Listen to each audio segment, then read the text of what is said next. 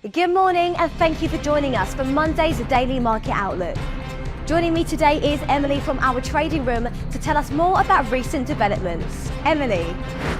Wall Street extended its rally, sending S&P 500 and Nasdaq to all-time closing highs as trade deal hopes fueled investor risk appetite and economic data helped solidify expectations for rate cuts from the US Federal Reserve. Oil prices edged up slightly, recovering from a drop into negative territory following a report that OPEC Plus was planning to hike production in August, but tumbled about 12% in the week in their biggest drop since March 2023. US President Donald Trump said he would love if Federal Reserve Chair Jerome Powell were to resign, and the president also said he wanted interest rate cuts to 1%.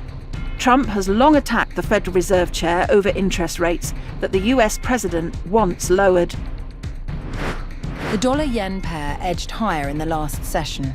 The stochastic RSI is in overbought territory. The Bitcoin dollar pair traded sideways in the last session.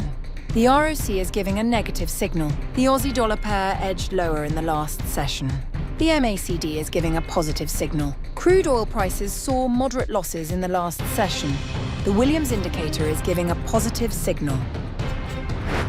In the days ahead, the economic calendar will include essential updates and key data releases.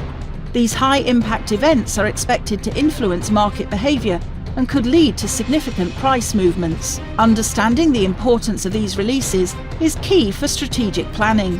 Whether outcomes meet, miss or exceed expectations, the market could respond in kind. We hope that you've enjoyed our Monday's financial review. And on behalf of us all here, we wish you a productive trading day. And be sure to log in tomorrow morning for the latest news and events from the financial markets. Your trusted choice in online trading.